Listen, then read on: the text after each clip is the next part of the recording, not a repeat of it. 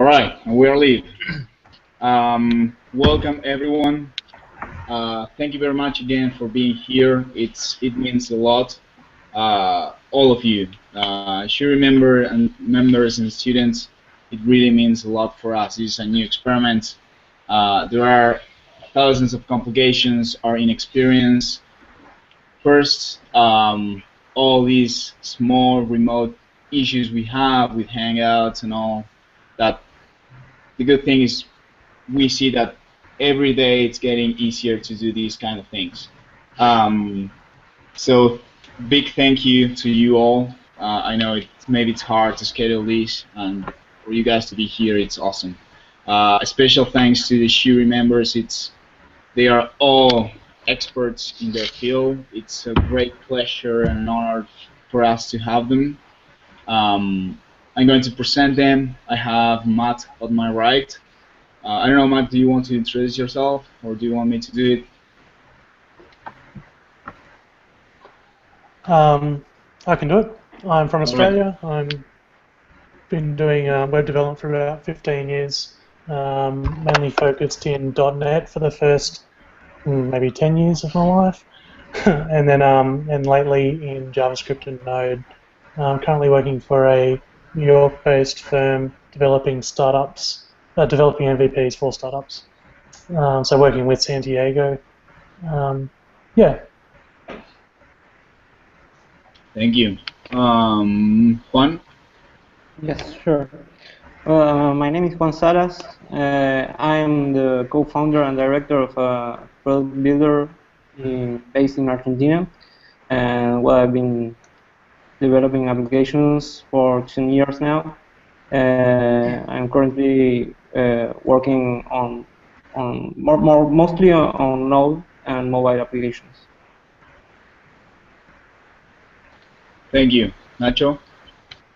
Hey guys. Well, I'm from Argentina. I'm a friend of Santiago and Martin. I live in La Plata and I'm a developer at bitpagos.com, a company we built around Bitcoin ecosystem. We are basically a Bitcoin gateway for Latin America. Right now I'm a developer in Python and Django apps for them, and well, that's basically all of me. Thank you. Finally, Dustin. Hey everyone. I've been doing software development for about 7 or 8 years. I spent some great time with Santiago and some time with Martin as well, working at athlete.com, and now I'm at steels.com. Done mostly Perl, Python, and now kind of an older PHP app that we're trying to bring up to this century. And yeah, and I like to run. Barefoot. All right. Thank you very much to you all. I'm going to ask you guys if you can keep the people that it's not talking, keep the mics muted. Not that we're having any issues right now. It's not good. Just to avoid having them. I'm going to pass the lead to Mike and Paulo. They will tell you about their project, and they will be demoing right now. All right. So Mike and Paulo, you have less than 10 minutes.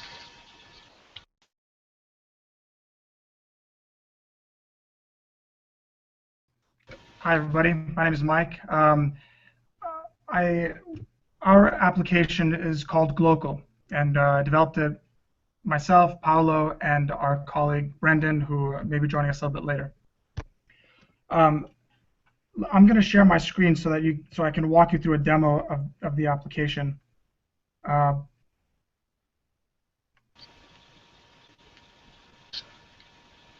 just to give you a little bit of background of the purpose of the application. You know, in a world where social media is known to break down local communities, we wanted to develop a new product that would actually use social media to strengthen local communities and emphasize local communities. So we developed Glocal. Are you guys able to see my screen?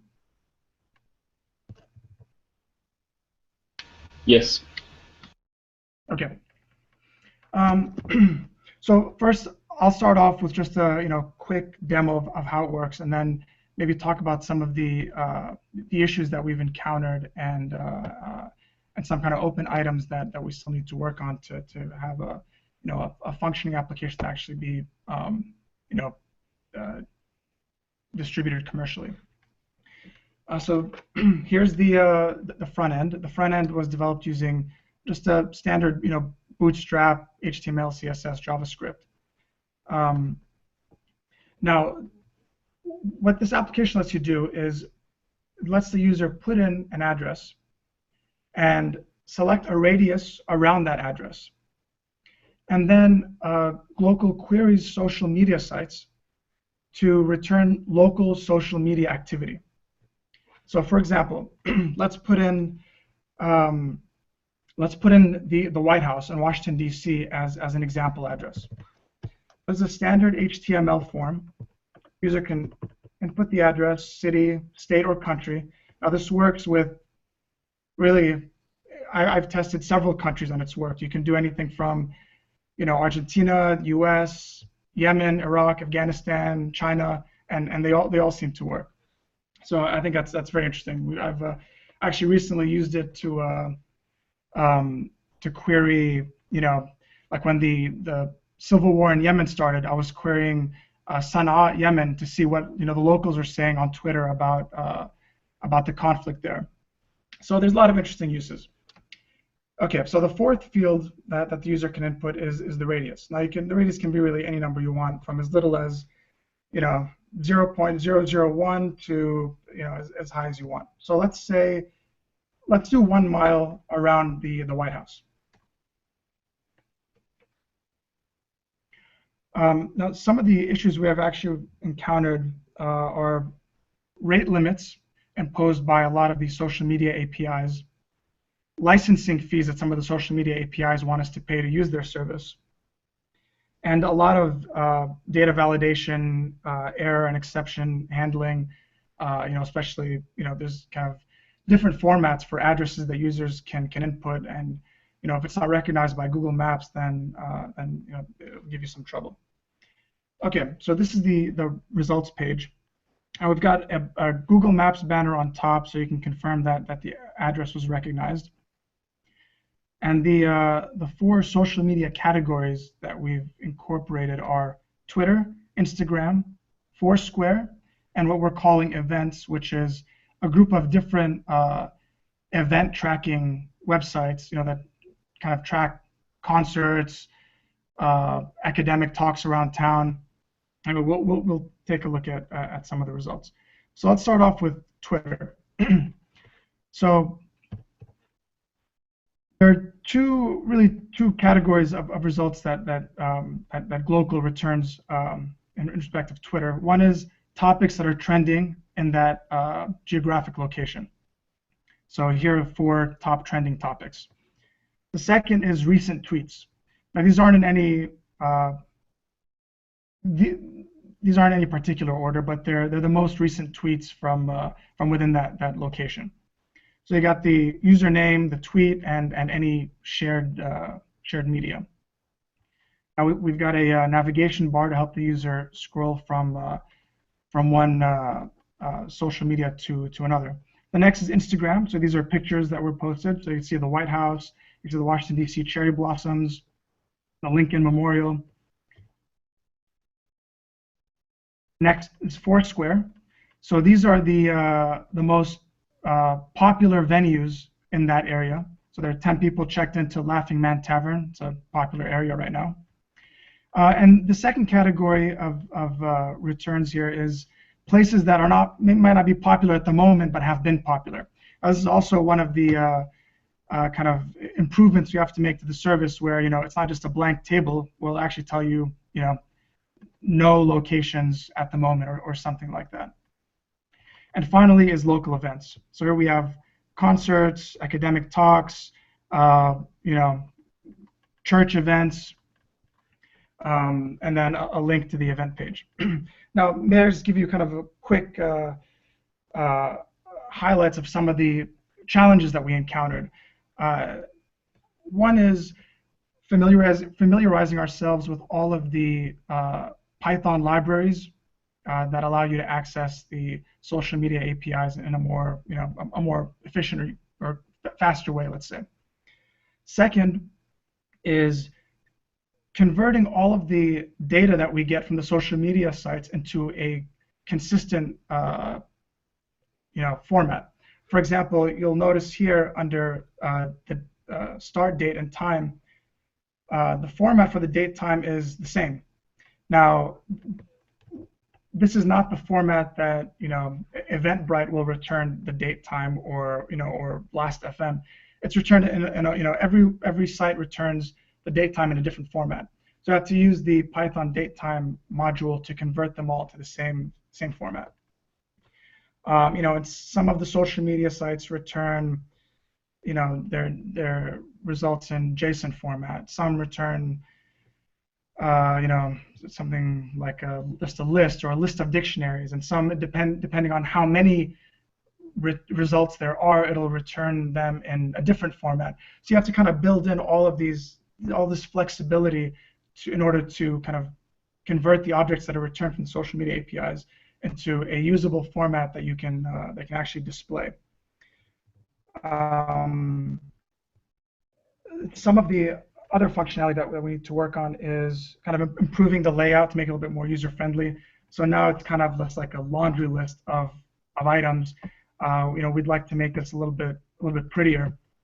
We have to deal with the rate limits, the error handling, a more comprehensive unit test suite. Maybe a registration login page for users to save favorite addresses and maybe save interesting social media activity. Anyway, I don't want to hog up all the time, so let me pass the mic on to my colleague Paolo in case he has some stuff to add. Hey guys.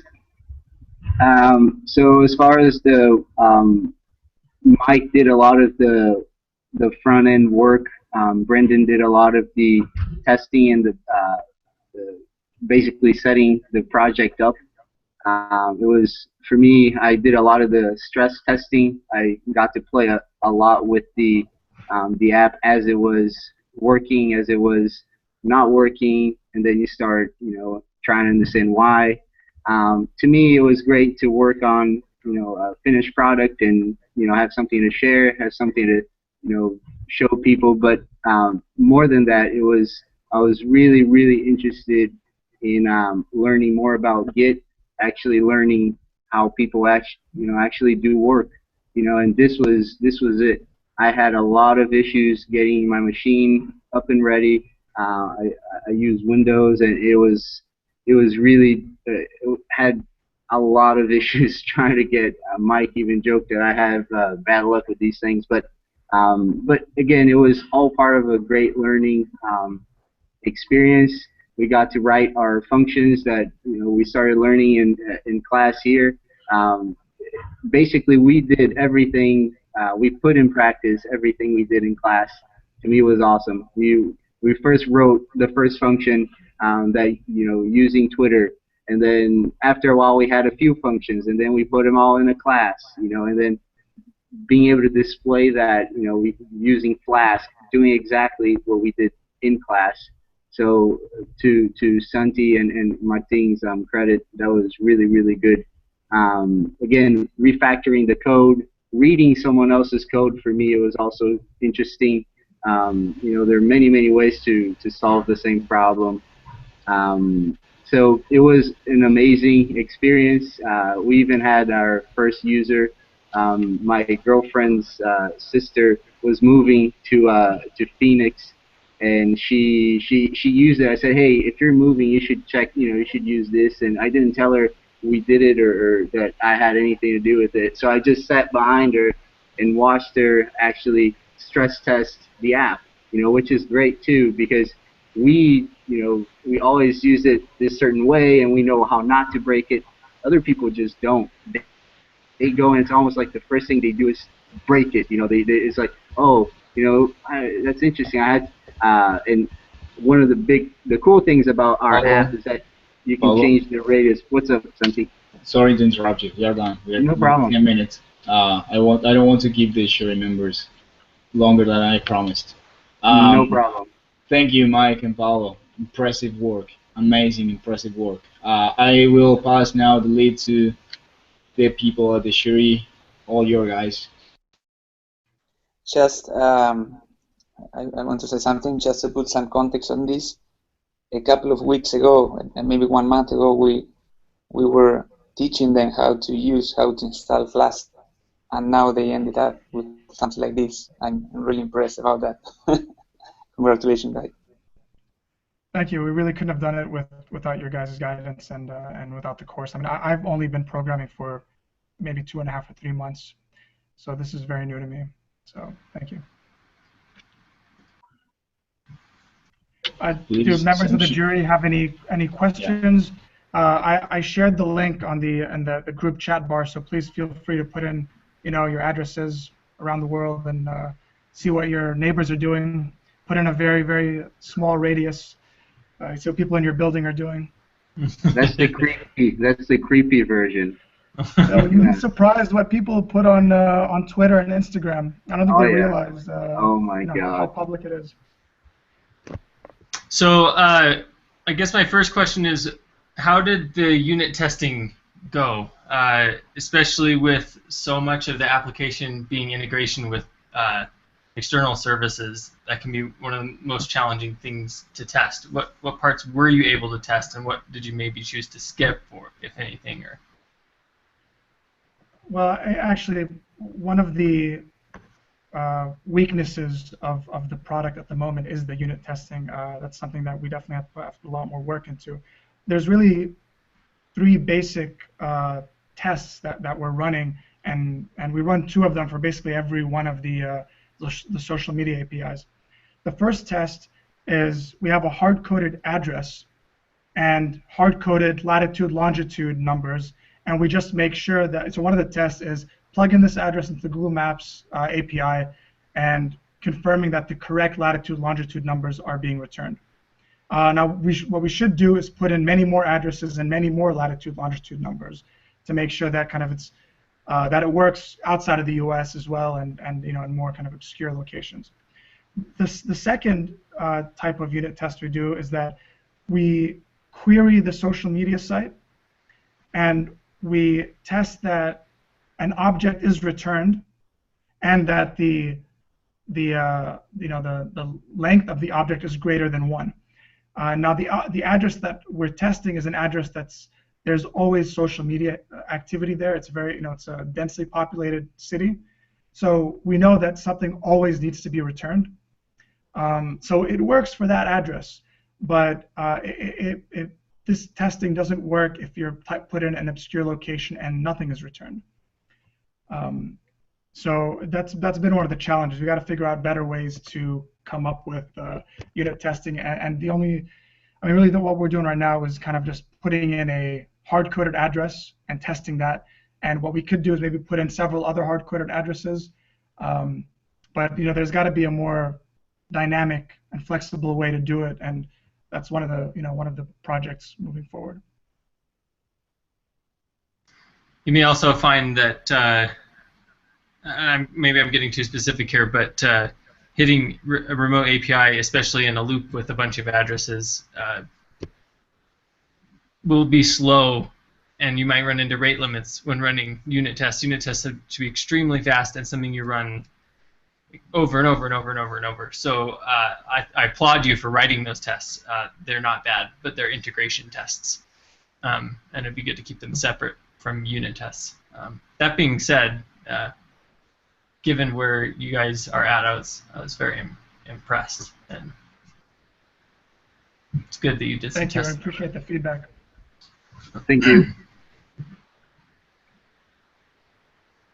How did you guys go working together? How did you break down the work? Paulo, do you want to answer that question? Sure.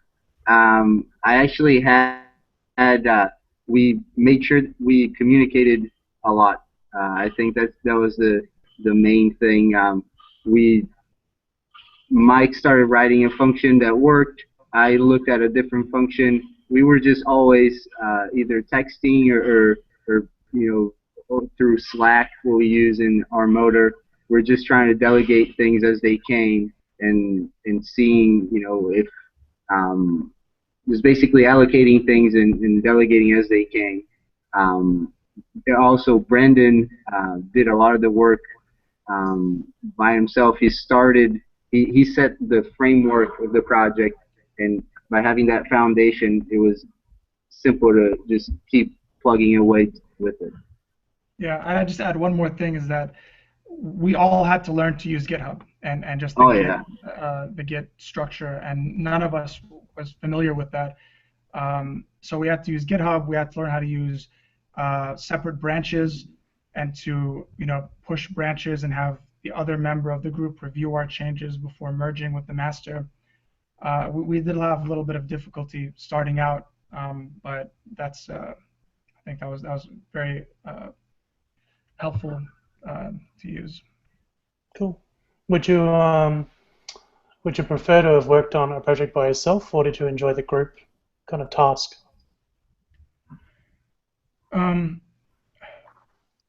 I think that I do enjoy working in a group, and I think that as a long-term project, I would like to continue working in a group, because there's just too much expertise that others, your partners, can bring to the table that would just give you so much better of a product. And because when you're working on it yourself, you're kind of in this bubble where things look good to you, or they might be good for you, but if you got other people working on it, they might have a different perspective. It's kind of like sharing a product with users, where you can get feedback from users based on their own experience, where people they share with, and you can kind of break down tasks, and you can get a lot more done a lot quicker.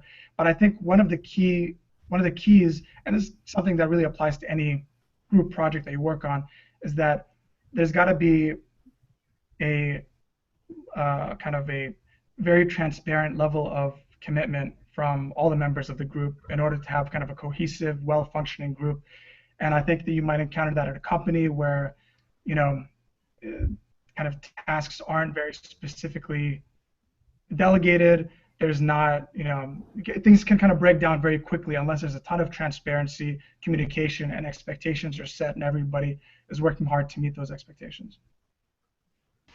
We're kind of on time. I don't know if Martin or Juan has some questions. If you can, guys, keep them short, especially answers, that's better. No, I just have a very quick question. Speaking of expectations, were you satisfied with the work you have done? I mean, were your estimation on the workload accurate, or had you trouble estimating the work you had ahead of you? I think the estimation was exactly accurate. I mean, when we originally had thought that we were going to have the demo day, we had achieved exactly what was in our scope. And then when Santi told us that we had another week or two, then we just expanded the scope.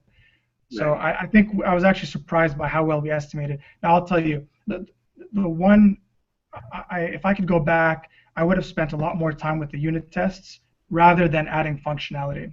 I think that's one of my regrets. Okay, cool.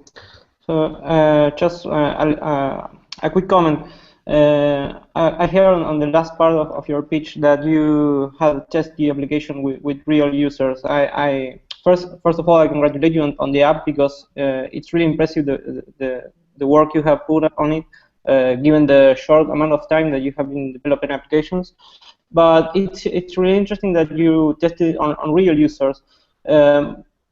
Mostly because then you can see if the solution that you were intending for the problem works, because sometimes you assume things when developing, or you focus too much on the code and don't pay a lot of attention on the problem you're trying to solve.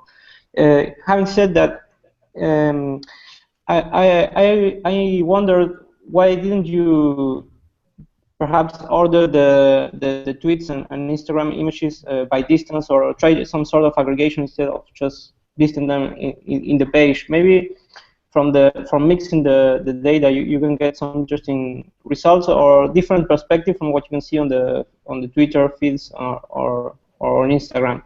have you wondered if you could do that, or you didn't do that intentionally? It Actually, wasn't. Yeah, sorry. Go pretty ahead. cool. That's actually a pretty cool idea to see, where exactly. Imagine plotting that on that map, right, Mike? We have the banner there. Imagine we can somehow, maybe creepy, but plot where the tweets came from exactly. So that would be actually pretty cool. But I think we started. We wanted to deliver something. We wanted to come here to demo day and show you guys something that worked.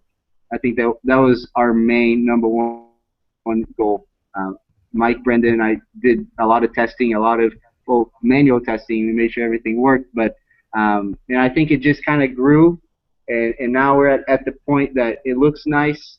We actually have something that works, and now we can just continue to make better and make improvements to make it better.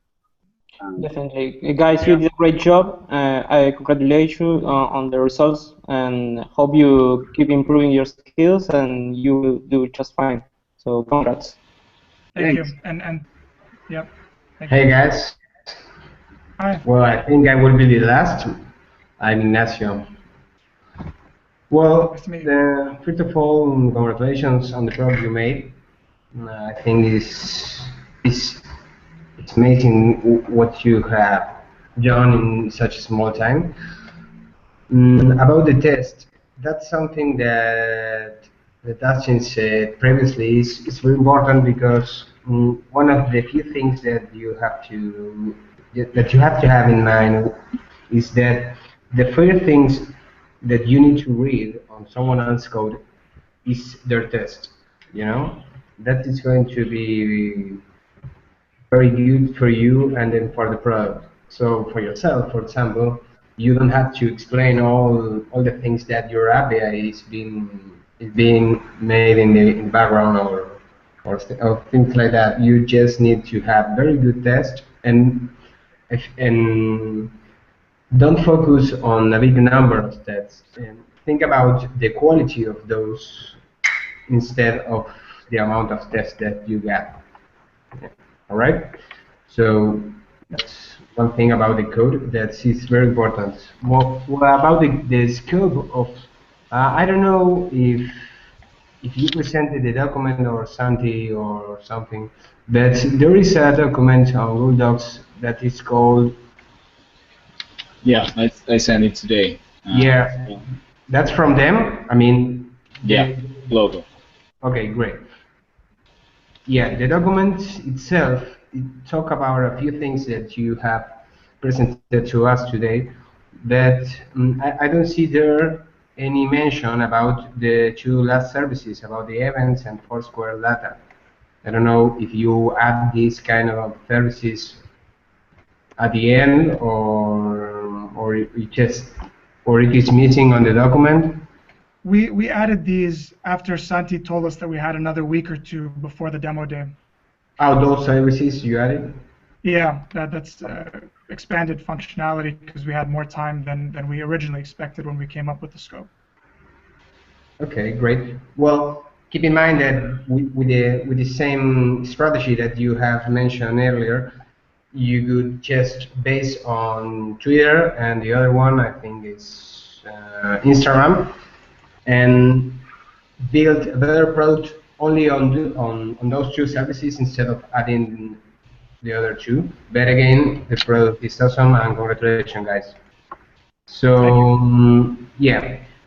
About the code, I'm going to give you after when we are offline, or just send you an email to you or Santi about a few things that the review of your code.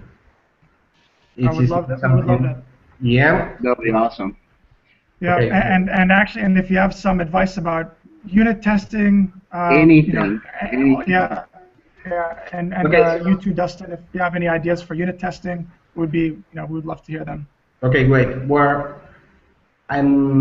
this is not very recommended, but even if you have if you don't know exactly how to do the test, and you think, okay, well, I need to test this functionality or make some integration tests.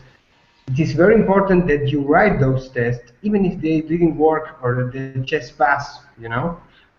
The main thing is that reading those tests give you some information about how your code works, right? Yeah, So absolutely. that Makes has sense. another approach that you could do. So again, guys, congratulations, you did a wonderful job. Thank All you. Thank right. you. Thank you, Mike and Paulo, and all the people that provided feedback and questions. I'm going to ask you, Paulo and Mike, to drop this Hangout and join the public one so we can get here Charlie and Martin. All right, that's cool. Okay. Thanks, Santi and Martin and all the jury members for taking the time to listen to our presentation. Bye. Thank you, guys. Congratulations again. Thanks, So, Santi. Thanks, Martin.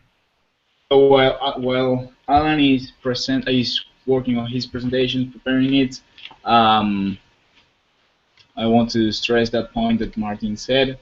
These guys were just learning how to write some code like 1 month ago, how to install a Flask application, and right now they have worked with all these amazing improvements. That's way beyond what we expected. We did impose some things, like for example, using a public API or using GitHub that we knew that they didn't know, but it's something we believe. We believe that you need to test yourself. We imposed that and we said, manage it yourself. You will be able to do it. And it seems like working together, they learned by themselves how to work with those things. Um, and that's part of what we want. We want, again, to teach things that they are not taught on books or videos or whatever, and I think that they have achieved that. Um, Alan, you ready? Martin, you ready? Hello. Hey guys. All right, so we don't have much time, Alan. Can you keep it in less than 5 minutes? Okay. Less than 5 minutes? Yeah, I trust you. You can do it. All right. Here, let me share my screen. No time to waste, I guess. Precaution for all that you remember, Alan is the type of guy that can sell you sand in the desert. So don't worry, we have nothing to sell you tonight because tonight, due to financial constraints on our operation, we are only ever going to be running Steam Scout locally on my computer or your respective computers if you decide to run it yourself.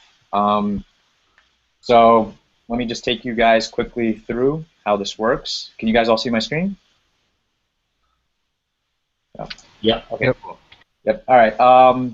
So I'm going to log in. This is an account that I created earlier. And if you guys aren't familiar... Yeah, can you start with the overall like overviews of the project and all? Sorry about that. So if you guys aren't familiar, Steam is a online game marketplace, and they're known for having lots of sales, lots of great deals on games. So our idea was to create an app which will notify a user when a game drops to a price that they set for a particular game that they're willing to pay, right? So basically the way it works is you would sign up, then you click on this link here, and you look for a game that you're interested in. And for the purpose of this demonstration, the current price is $19.99.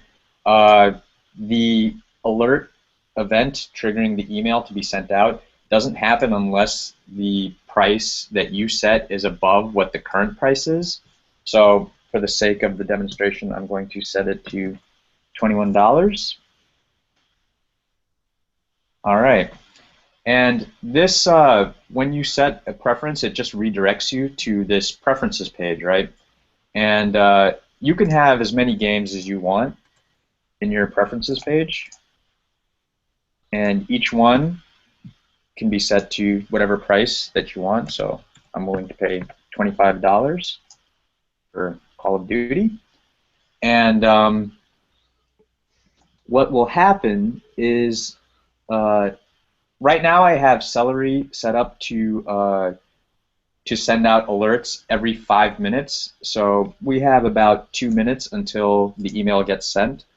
And yeah, so I guess I can talk about some other things that we did with this app. Initially, we kind of started off with a single file, and as you can see, we have a lot of plugins for this app. I mean, we put in like logins, encryption, mail, all sorts of stuff.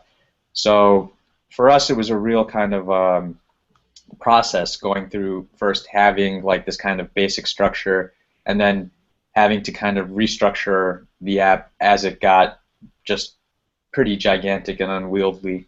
I'm just trying to fill up a little bit of space here while we...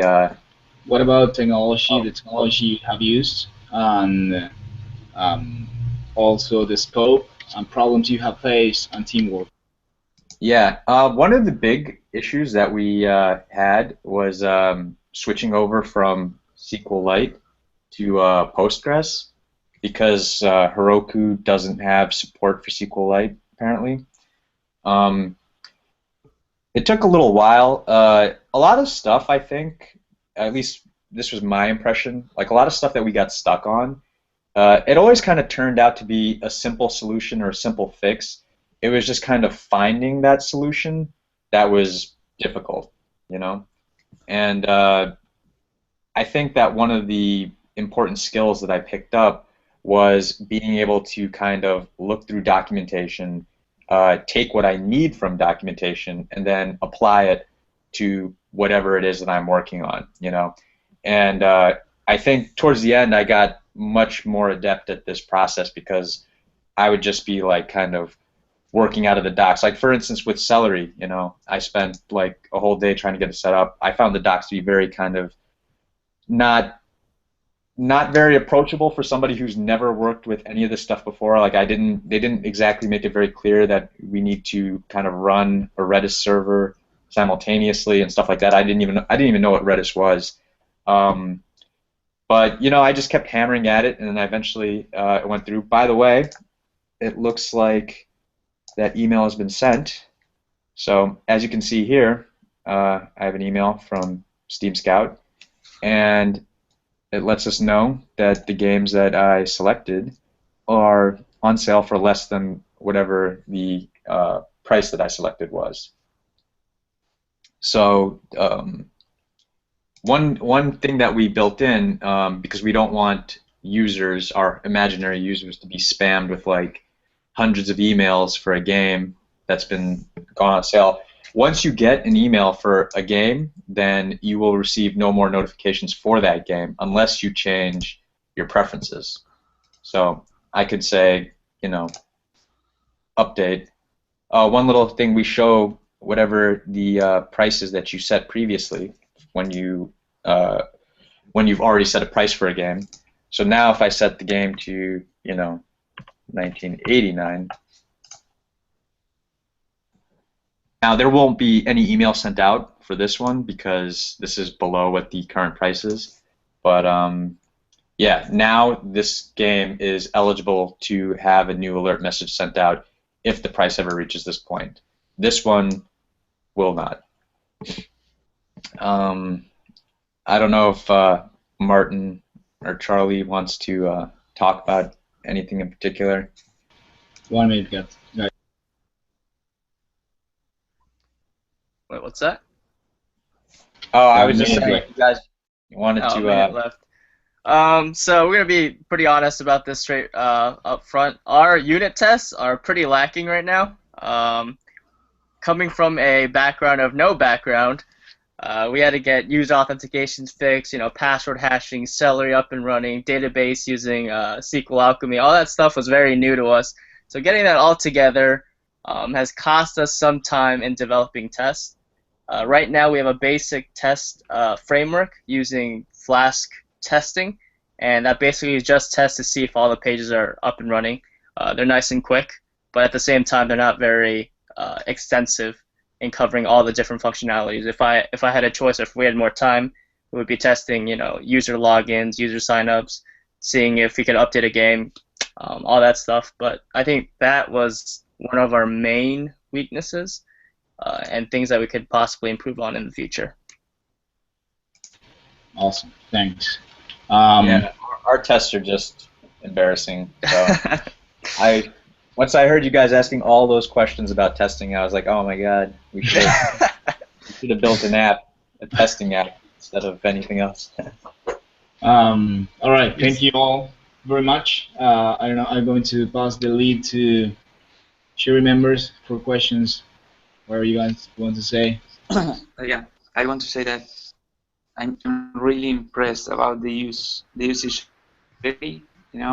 It's, for me, it's a really advanced topic, and actually it's heavily used in the market right now. So as I told you before, it's really good stuff to put in your CV that you have worked with Celery, and well, actually you're not using it as asynchronous messages, but I'm sorry, say that last part again. Yeah, you are not using asynchronous messages that are used, you can give to Celery. They are using Celery bit, that is kind of the cronshop, but anyway, it's really good to put, for example, in your CV or when you are applying to any shop. It's good stuff, really. My first question was actually on the similar topic. I was curious why you chose Celery instead of just doing a cron job, and I was curious if it had anything to do with Heroku, if there was some limitation there where it was easier to schedule things. We kind of explored a few different options. I know that cron jobs seems like a more appropriate fit because it's, I think, a little smaller. I'll say that personally, I've looked at job postings, I've seen Celery mentioned.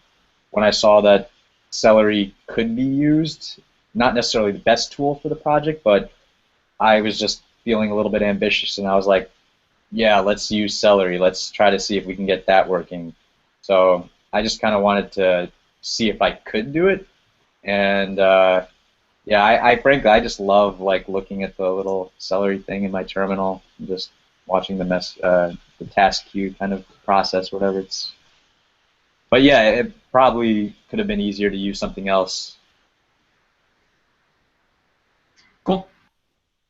I didn't mean that as a that you should or shouldn't have. I was just curious. Oh, no, it's fine. We tried a bunch of task scheduling. Like we tried Flask tasks. Cron jobs in C9 was kind of tricky. I managed to set them up, but they would never run. And I'm thinking maybe it's because of how the files work. Like, because I think the cron has to be set up from the root. But in C9, I wasn't sure. I could never get it to actually execute a script. So we finally just ended up giving up. And then Alan had gotten some good ground with Celery, and that's where we went. When you were working through trying to get some of these things working, such as Celery, were you able to reach out to any communities, IRC channels, anything like that? Actually, with Celery, for a while I was just working from the docs, looking at different tutorials, and I think it was Charlie who found this YouTube video posted like 6 days prior of this guy building a small Flask app using Celery, and I actually figured out like a little workaround to a problem that I was having, but I did message him on his YouTube video, and I think I was like the only comment, so he responded. So that was my little bit of outreach. Cool. My little tidbit for this would be sometimes you got to get over the hump of injecting yourself into communities out there, which you guys already are with rmotr. That's great. But I found sometimes that when I feel like I'm in a bubble on my own, I'm not really. Like there's rich communities if you make the effort to reach out to them. And I'm definitely trying to get involved. Yeah, sounds good. Cool. Nice job, guys. Thank you. Thanks. Thank you.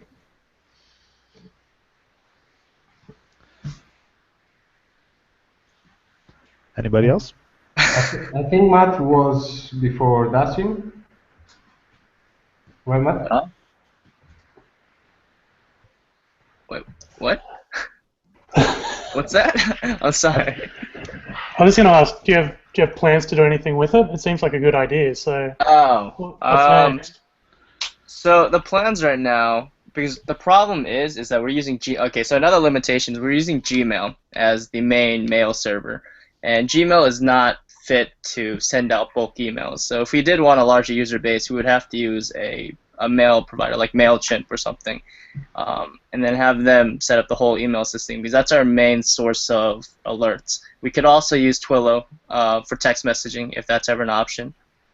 So there could be lots of potential add-ons, but I think our goal overall with the project was just to make some sort of minimum viable product just to present to you guys. And I think we've achieved that to some extent. I'd also like definitely. to add that, unfortunately, there's already, a few ways that you can get alerts sent about Steam deals. I think the Steam website itself has some built-in functionality that allows you to do that. So it's more about the exercise of building it than the actual product itself. Next time, though, we'll do something amazing. So that was the plan. Yeah. Are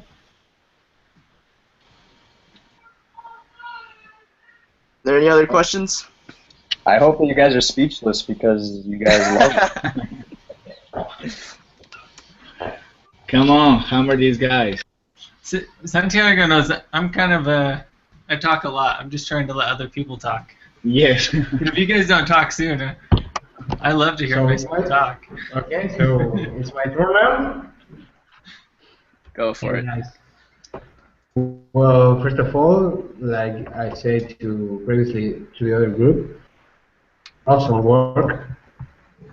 To just to face the task to make up and run in Celery is a big task. So it's good to know that there are still some kamikazes around there. Well, about the product, what do you think about the monetization on this product? What are you thinking about? Do you think something about it, or I'm just curious, and it's not something that. You said the monetizing it? Monetization? Yeah, monetization. What do you think about the product? How do you face it?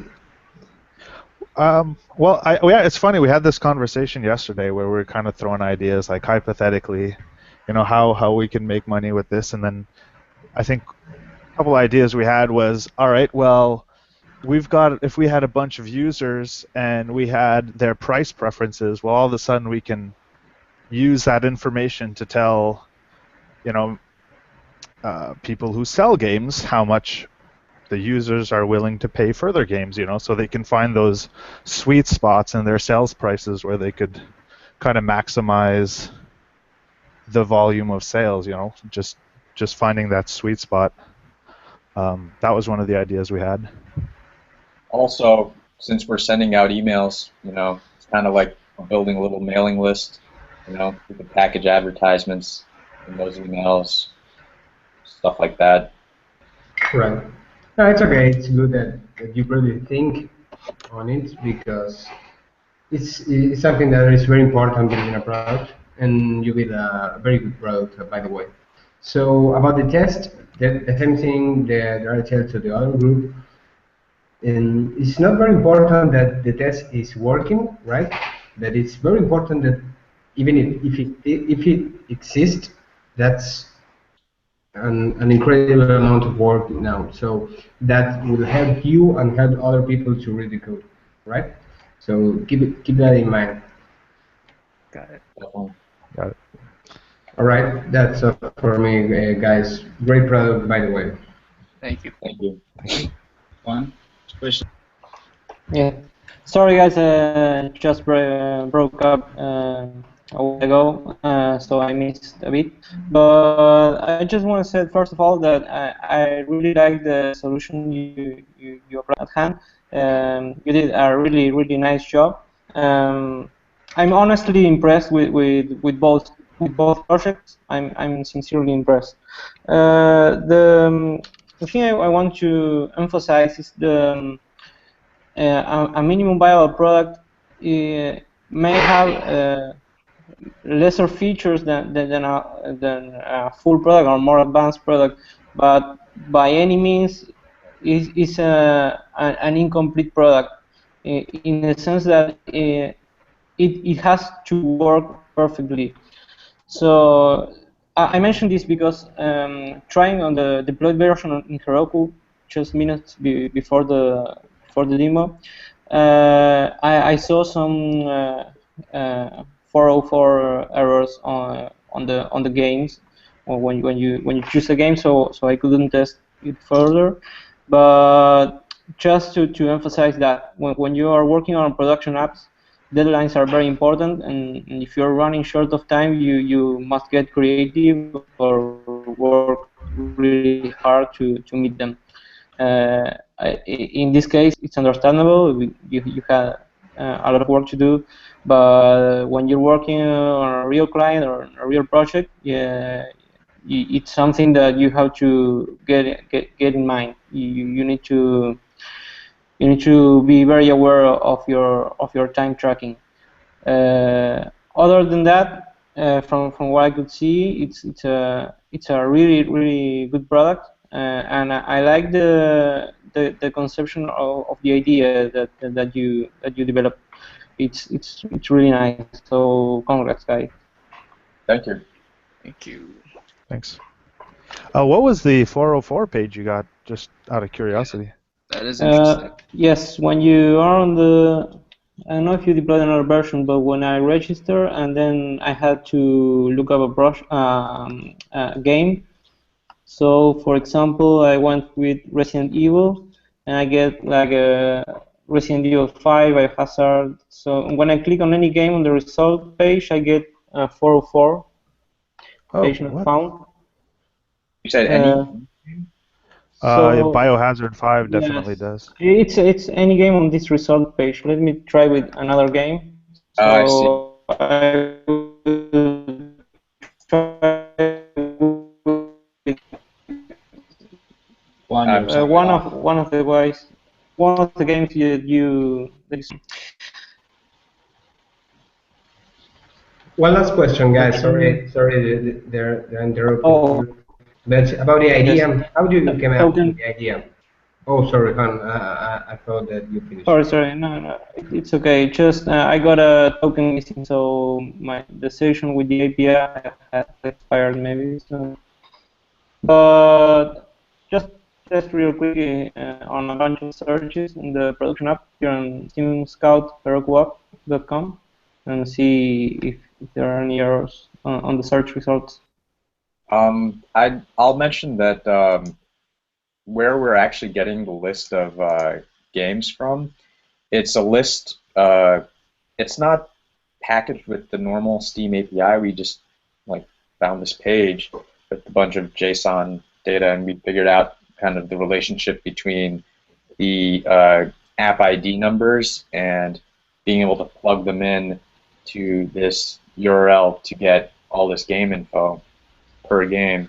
The thing is, though, the app list that we were working off of contains things that aren't games. It contains like trailers and demos and like servers and all kinds of weird stuff. So some of these things, if you try to kind of query the Steam website and find like information for that item, they don't have the same categories or keys that we are looking for when we're like searching for price info for a game, for instance. So I think some of those errors come from there. We tried to kind of write code that would protect the site from displaying, or throwing an error when that happens. But we don't have it's not a perfect information source for us that we are working with exactly. Okay. All right, so we are on time. I want to be strict about the time that I have told the jury members. Of course, you all are welcome if you want to still if you want to keep asking or providing feedback or whatever, I will open all the offline communication channels in case you guys want to get in touch with both teams. Finally, I want to say thank you to the Shuri members again for taking the time to do this. The feedback they provide is, of course, really valuable for our students.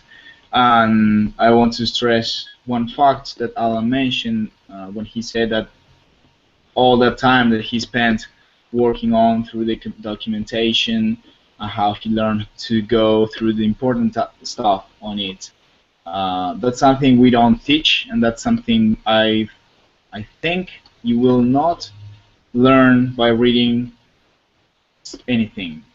You will learn just by experience, and that's something we want to stress with these courses. For comments, you're welcome, but I like to finish this in, also to be respectful with all the people involved. I just want to say one thing. This is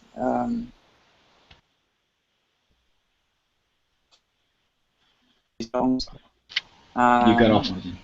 Really, what? You're breaking up a little bit. I just want to say that I'm really happy, really happy with this group, and I hope we have some group like this in the future, more times, because I love to work with you, and I love the results of all your works. So thank you very much, and thank you to the jury. Thank you very much. Thank you guys. Thank you guys too. got us started. Yeah. You guys gave us quite the head start. It's also really fun, let's be honest. Yeah. Just working with two other people. Martin's up in Canada, Alan's in New York, I'm here in California. That's crazy that we can come together and just build something. We still managed to get like 6-7 hour sessions. Yeah, it's good. Yeah. Trying to figure this stuff out. You're going to make me cry, guys. And I'm ready to come back for the Node class whenever you guys have that. Let me know, you know? I'm here. No, I'm waiting. I see you laughing, Matt. No. No. Well, that concludes our presentation. Thank you for giving us some time. Thank you all, Thank you guys. for the feedback. I'm going to put you all in a big email so you can keep in touch if you wish. Again, thank you to all the Shuri members. I'm going to create a big blog post sort of wrap up so you can take a look. I will keep you all in the loop. All right? Sounds good.